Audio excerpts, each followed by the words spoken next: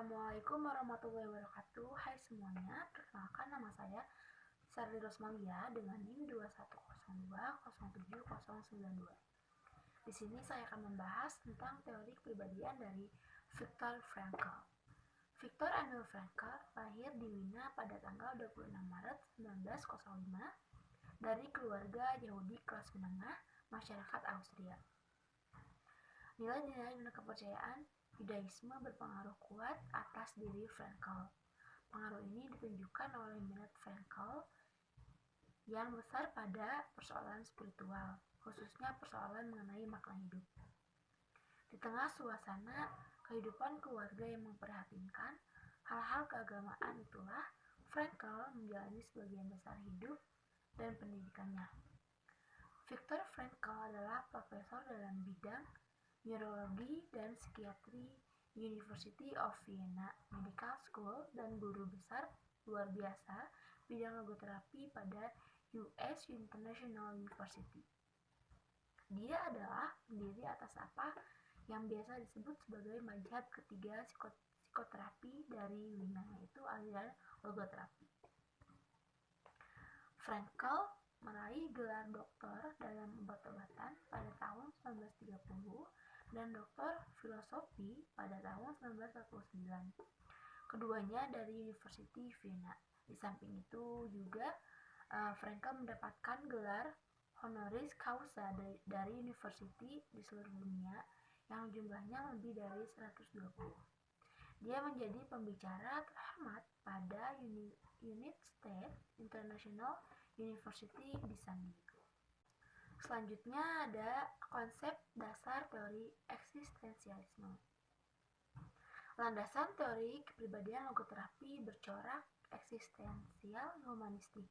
Artinya, logoterapi mengakui manusia sebagai makhluk yang memiliki kebebasan berkehendak, sadar diri, dan mampu menentukan yang terbaik bagi dirinya sesuai julukan kehormatan bagi manusia sebagai the self-determining being. Selain itu, manusia memiliki kualitas insani atau human qualities, yakni berbagai potensi, kemampuan, bakat, dan sifat yang tidak terdapat pada makhluk-makhluk lainnya. Seperti kesadaran diri, transendensi diri, memahami dan mengembangkan diri, kebebasan memilih, kemampuan menilai diri sendiri dan orang lain, spiritualitas dan religiusitas, humor dan tawa, etika dan rasa, estetika, nilai dan makna, dan juga sebagainya.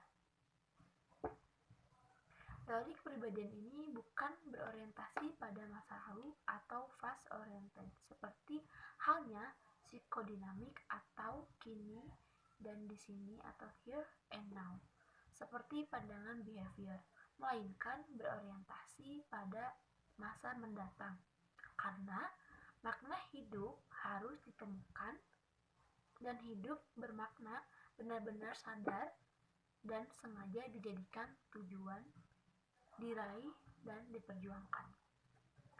Logoterapi menggambarkan manusia sebagai kesatuan yang terdiri dari dimensi-dimensi somatik atau ragawi, psikis atau kejiwaan, dan spiritual atau kerohanian. Hal terpenting dan orosisas pada logoterapi adalah secara eksplisit memasukkan spiritualitas sebagai salah satu determinan dalam sistem dan struktur kepribadian. Namun, di lain pihak, Frankl tidak secara eksplisit memasukkan unsur sosial budaya sebagai determinan kepribadian. Diduga, unsur ini dianggap secara implisit terangkum dalam dimensi kejiwaan, mengingat besarnya pengaruh kondisi lingkungan sosial dan juga nilai-nilai kebudayaan pada perkembangan kepribadian manusia. Struktur teori kepribadian model logoterapi terdiri dari unsur-unsur internal, eksternal, dan transendental yang saling berkaitan. Unsur internal adalah seluruh potensi antara bakat dan kemampuan, sarana yaitu raga, jiwa, dan rohani, kualitas insani, yaitu human qualities dan kehendak untuk hidup bermakna atau the will to meaning, serta kemampuan menentukan apa yang terbaik bagi dirinya atau self-determining being yang ada pada manusia itu sendiri. Unsur eksternal yang berpengaruh pada perkembangan kepribadian adalah kondisi lingkungan, alam sekitar, dan situasi masyarakat, serta norma-norma dan nilai sosial budaya yang berlaku di tempat seseorang menjalani kehidupan sehari-hari. Unsur transcendental adalah kemampuan manusia untuk mengatasi kondisi kehidupan saat ini dan menentukan apa yang diinginkan dengan cara memanfaatkan daya-daya imajinasi, kemampuan merencanakan dan menetapkan tujuan, serta mengambil sikap baru atas kondisi atau tragis saat ini. Selanjutnya adalah konsep tentang manusia. Frankl menggunakan istilah analisis eksistensial sebagai persamaan kata dari logoterapi. Kata logos berasal dari bahasa Yunani yang berarti makna atau meaning, dan juga rohani ataupun spirituality. Sedangkan terapi adalah penyembuhan atau pengobatan. Filsafat logoterapi lahir dari kondisi yang suram dan tiada penghargaan terhadap nilai-nilai kemanusiaan. Suasana Perang Dunia II benar-benar telah mencampakkan harga diri kemanusiaan sampai ke dasar terendahnya. Manusia tidak lagi dihargai sebagai entitas yang dapat mengambil keputusan sendiri. Teori tentang kodrat manusia dalam logoterapi dibangun atas 3 dimensi dasar. Pertama ada kebebasan berkeinginan atau freedom of will. Kebebasan ini sifatnya bukan tak terbatas karena manusia adalah makhluk serba terbatas. Manusia memiliki potensi yang luar biasa, namun ia memiliki keterbatasan dalam aspek ragawi, aspek kejiwaan, aspek sosial budaya, dan aspek kerohanian. Frankl berpendapat bahwa kebebasan manusia merupakan kebebasan yang berada dalam batas-batas tertentu. Manusia dianggap sebagai makhluk yang memiliki berbagai potensi luar biasa, tetapi sekaligus sebagai memiliki keterbatasan dalam aspek lainnya. Kebebasan manusia bukan kebebasan dari bawaan biologis, kondisi psikososial dan kesejahteraannya, melainkan kebebasan untuk menentukan sikap secara sadar dan menerima tanggung jawab terhadap kondisi-kondisi tersebut, baik kondisi lingkungan maupun kondisi sendiri. Maka manusia memiliki julukan the self-determining being, artinya manusia dalam batas-batas tertentu memiliki kemampuan dan kebebasan untuk mengubah kondisi hidupnya guna meraih kehidupan yang lebih berkualitas dengan disertai dengan tanggung jawab agar tidak berkembang menjadi kewenang-wenangan. Yang kedua ada keinginan akan makna atau will of meaning. Mencari makna merupakan motivasi utama dalam diri manusia.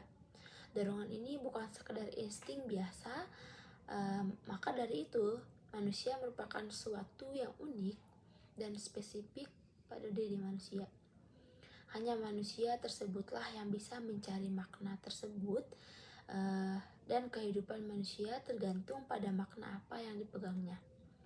Setiap orang tentunya menginginkan dirinya memiliki tujuan dalam hidupnya, baik itu ranah pendidikan, pekerjaan, rumah tangga. Tentunya harus ada sebuah makna dalam tujuan tersebut. Yang ketiga, makna hidup atau meaning of life. Keinginan untuk mengejar makna hidup, keinginan semacam ini seperti dorongan insting, tetapi bukan insting. Dorongan ini ada di dalam bawah sadar manusia, karena di dalam diri manusia terdapat alam sadar dan juga alam bawah sadar. Pada alam bawah sadar terdapat 2, yaitu insting spiritual atau makna. 2 ini yang menjadi 2 komponen penggerak dalam alam bawah sadar. Makna hidup adalah hal-hal yang sangat penting dan berharga serta memberikan nilai-nilai khusus bagi seseorang, sehingga layak dijadikan tujuan dalam kehidupan. Bila hal itu berhasil dipenuhi, akan menyebabkan seseorang merasakan kehidupan yang berarti, yang pada akhirnya akan menimbulkan perasaan bahagia. Dan makna hidup itu ternyata ada dalam kehidupan itu sendiri, serta dapat ditemukan dalam setiap kesadaran yang menyenangkan ataupun tidak menyenangkan. Ketika manusia sudah memiliki makna dalam hidupnya, maka manusia tersebut akan mendapatkan tujuan hidup yang jelas. Menurut Frankl, orang yang mengalami penderitaan sekalipun kalau ia memiliki makna hidup, penderitaannya adalah kebahagiaan. Selanjutnya ada struktur dan dinamika kepribadian. Teori tentang kodrat manusia yang berasal dari logoterapi dibangun atas 3 asumsi. Yang pertama yaitu kebebasan, kedua kemampuan akan arti, dan ketiga arti kehidupan. Frankl sangat menolak pendirian dalam psikologi dan juga psikiatri yang memberikan ciri pada kondisi manusia sebagai yang ditentukan oleh insting biologis dan konflik masa kecil, yang mempunyai kebebasan spiritual untuk menentukan sikap terhadap kesadaran dan juga nasib. Dalam pergulatan mencari jawaban atas eksistensinya, manusia dihadapkan pada paradoks yang mencakup beberapa aspek. Yang pertama ada fisik versus non-fisik, ada kesadaran versus ketidaksadaran, dan yang terakhir ada orientasi versus sesama manusia. Fisik versus spiritual. Secara lahiriah, manusia terdiri dari aspek fisik atau biologis. Konsekuensi dari aspek biologis ini, manusia terikat dengan hukum fisik secara seperti lapar, sakit, mencari kepuasan biologis, tertarik pada dunia materi, dan sebagainya. Di sisi lain, manusia juga terdiri atas aspek-aspek non-fisik, yaitu psikis, sosial, dan juga spiritual. Aspek biologis dan aspek spiritual diketahui sebagai 2 kutub yang berlawanan. Sehubungan dengan kecenderungan manusia untuk mencari kepuasan biologis ataupun dunia materi, Frankl menyatakan bahwa semakin seseorang memaksa mendorong dirinya ke arah kesenangan, ia akan semakin kurang mampu menikmati kesenangannya. Kendati terdapat kecenderungan mencari kesenangan, di sisi lain usaha ini justru akan menghalangi seseorang mencapai kepuasan atau kebahagiaan.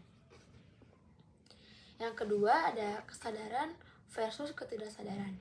Manusia memiliki kesadaran dan juga ketidaksadaran.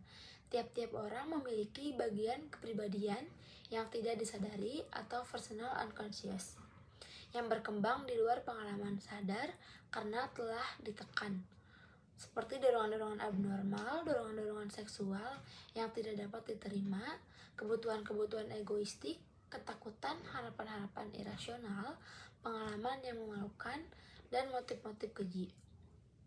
Bagian kepribadian yang tidak disadari atau karena tekanan itu dalam kenyataan selalu mendesak untuk dipuaskan. Namun dalam alam sadar, pemuasan terhadap dorongan bawah sadar tersebut tidak dapat diterima karena tidak sesuai dengan norma masyarakat. Orang yang sehat secara psikologis sedikit demi sedikit telah berhasil menggali bagian kepribadiannya yang tidak disadari dan mengintegrasikan sisi gelap atau shadow dengan bagian kepribadian yang disadari.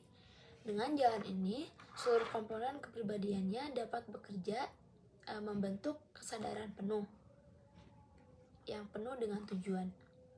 Yang ketiga ada orientasi diri versus sesama manusia. Sekalipun manusia memiliki kebutuhan fisiologisnya, manusia tetap mengalami keterpisahan dari dunia sekitarnya.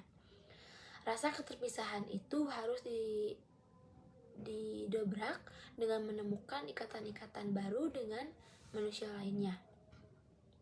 Ada beberapa cara mencari atau mencapai kesatuan dengan sesama manusia.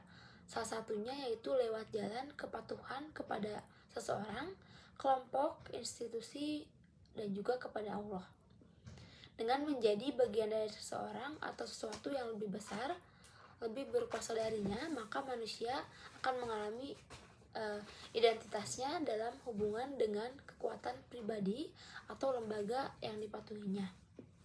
Cara lain dengan jalan berkuasa menjadikan orang lain sebagai dari dirinya atau dominasi. Selanjutnya ada kodrat eksistensi manusia yang sehat. Hakikat dari eksistensi manusia terdiri dari 3 faktor. Yang pertama adalah spiritualitas, kebebasan, dan juga tanggung jawab. Spiritualitas adalah suatu konsep yang sulit dirumuskan. Spiritualitas tidak dapat direduksikan, bahkan spiritualitas tidak dapat diterangkan dengan istilah-istilah material. Meskipun spiritualitas dapat dipengaruhi oleh dunia materi, namun ia tidak disebabkan atau dihasilkan oleh dunia materi itu. Dapat diartikan spiritualitas adalah sebagai roh ataupun jiwa. Yang kedua ada kebebasan. Mengenai faktor kebebasan, kita tidak didikte oleh faktor-faktor non spiritual semacam insting, warisan nilai yang khusus, atau kondisi-kondisi dari lingkungan kita. Karena kita memiliki dan juga harus menggunakan kebebasan kita untuk memilih bagaimana kita akan bertingkah laku jika kita menjadi sehat secara psikologis. Orang-orang yang tidak mengalami kebebasan ini adalah mereka yang kadang-kadang berprasangka karena kepercayaan, determinisme, atau mereka yang sangat neurotis. Ketiga ada tanggung jawab. Seseorang tidak cukup hanya merasa bebas untuk memilih, tetapi harus juga menerima tanggung jawab terhadap pilihannya. Orang-orang yang sehat akan memikul tanggung jawab ini menggunakan waktu keseharian mereka dengan kegiatan-kegiatan yang bermanfaat. Dengan penuh tanggung jawab agar karya-karya mereka tetap berkembang meskipun kodrat kehidupan manusia itu singkat dan juga padat. Ada 7 sifat yang bisa ditampakkan oleh orang yang memiliki kepribadian sehat. Yang pertama, mereka bebas memilih tingkah laku tindakan mereka. Yang kedua, mereka secara pribadi bertanggung jawab terhadap tingkah laku hidup mereka dan sikap mereka anut terhadap nasibnya. Yang ketiga, mereka tidak ditentukan oleh kekuatan-kekuatan di luar dirinya. Yang keempat, mereka telah menemukan arti dalam kehidupan yang cocok dengan manusia. Yang kelima, mereka secara sadar mengontrol kehidupan mereka. Yang keenam, mereka mampu mengungkapkan nilai-nilai daya cipta, nilai-nilai pengalaman, atau nilai-nilai sikap. Yang ketujuh, mereka telah mengatasi perhatian terhadap diri. Yang selanjutnya yaitu eksistensi psikopatologi. Seorang individu yang tidak memahami bahwa kecemasannya muncul karena dia merasa tidak mampu memikul tanggung jawab dan tidak menemukan makna kehidupan akan menggunakan rasa cemas dalam menghadapi setiap kesulitan hidup. Mungkin cukup sekian video materi yang dapat saya sampaikan. Terima kasih. Wassalamualaikum warahmatullahi wabarakatuh.